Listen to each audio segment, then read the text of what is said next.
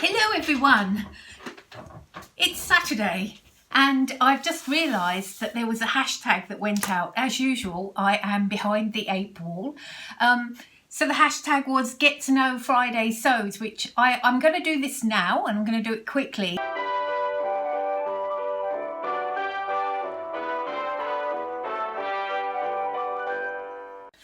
So first question, thank you Jen for putting out the hashtag for us. My name and where I'm from. Well, my name's Deb and I live in the North Island of New Zealand, but anybody would probably tell from my accent that I am not a New Zealander. I am originally British. I was born abroad and my dad was in the Navy to start with, and then he worked for the company IBM, which I've heard it was called I've Been Moved. So I moved around a lot as a child and it's given me a kind of a wanderlust, which is not over yet. Some Kiwi commenters have asked me where I live, and it's quite difficult in New Zealand because I always say we don't have 6 degrees of separation here, we have 2. So I'm a little bit careful, because they tell us to be careful on YouTube not to give out where we are and where we live. So that's why I'm a bit cagey about not telling people which town I live in, because they're small towns and I could easily be tracked down. And not that I have ever come across any real nasty stuff, but that's what we're told, so I'm being a little careful. How long I've been sewing? Well, I started sewing when I was a child, and my mother used to sew like little shift dresses and things.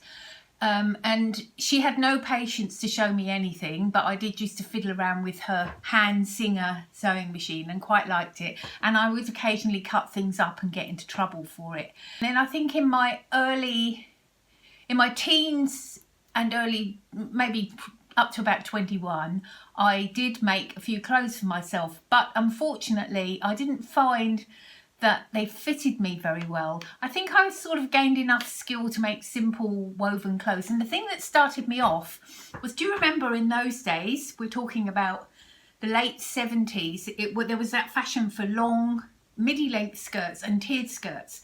Well, I'm 5'8", and those tiered skirts and midi-length skirts, they were just below my knees. They didn't have the right vibe at all. So I got into making my own. I made a few things and then I decided it was better to buy my clothes, because at least I knew that I liked them on me, you know, because there's that gap between what you think clothes are going to look like and what they actually look like on you, particularly if you're a larger person like me. Number 3, machines. I have got a second-hand Janome DC2050. I'll put a picture of it there. I bought it a couple of years ago, second-hand, from someone in Wellington. Before that, I'd had this mezzo machine, and I'll put a picture of that one there. That mezzo machine I'd had I bought that one second-hand for $50, and I'd used it, and it's quite clunky. It's got a sort of a sound like that, but I found it good, and I've repaired tents and things with it. It's very strong, but I wanted something that was like a bit less clunky to use, and so I bought this second-hand DC2050. Funnily enough, the mezzo I was going to give away, but then I left it in my cupboard and it got jammed. And then I thought, well, I can't give it to anyone in this state, and it's going to cost me over $100 to get it serviced, and it probably isn't worth that. So I got a YouTube video and then I took it apart and oiled it myself, and it was pretty good. And so if I can find a space, I'm going to set that machine up somewhere for doing like top stitching, because it's got different properties to my DC2050. My DC2050 is very strange. Sometimes it absolutely hates sewing knits. Sometimes it eats thin fabric, some thin fabric, and yet another one is fine.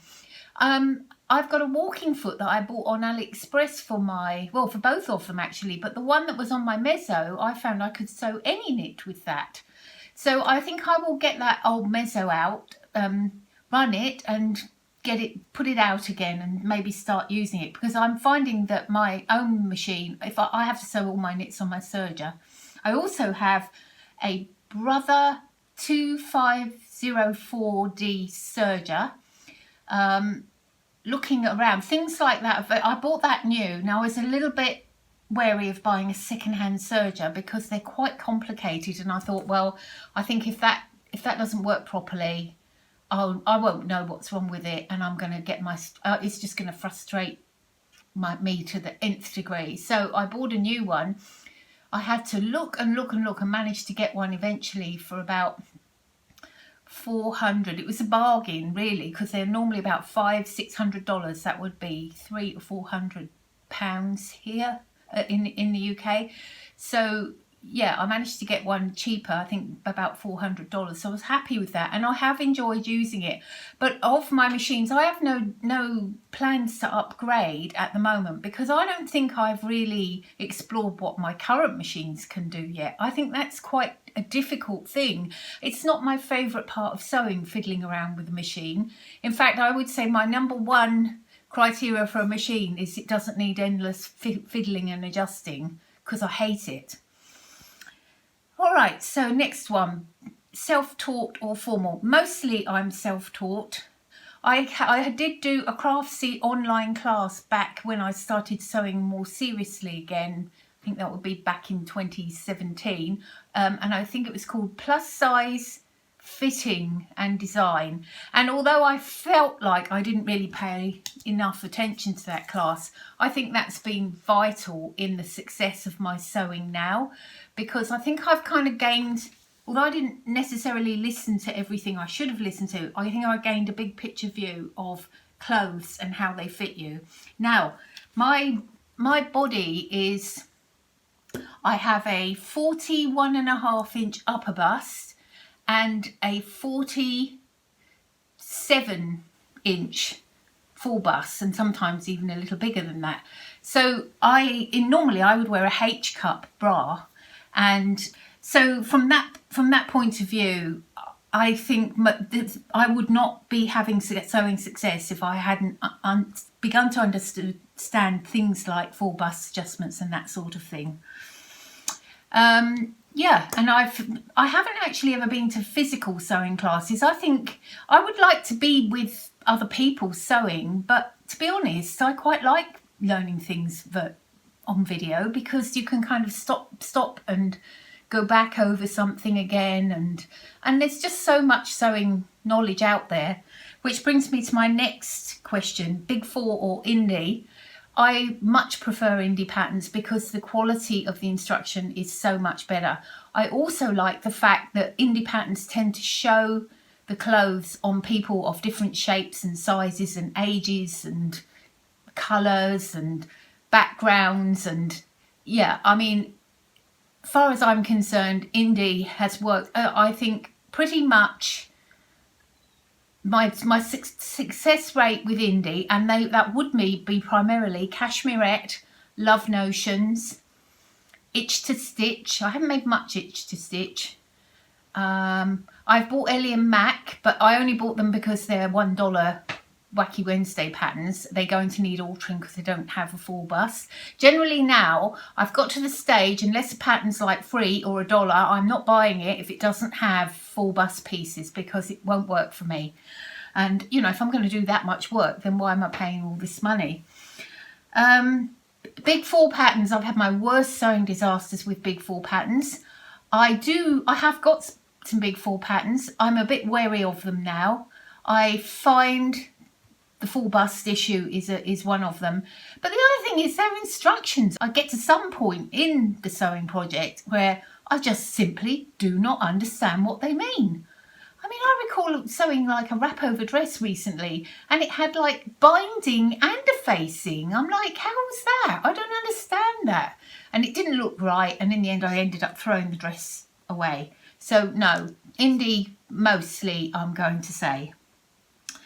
Online or in-store fabric shopping? Well, excuse me, I buy most of my fabric thrifted, secondhand. So for me, it's in-store because I have to call in. I basically, every time I go somewhere or pass a charity shop, I nip in, and I literally just nip in. I know where the fabric's kept in all of them, and I will have a look through. And I would say 7 times out of 10, I walk out of a charity shop with nothing. So, you know, I'm dedicated.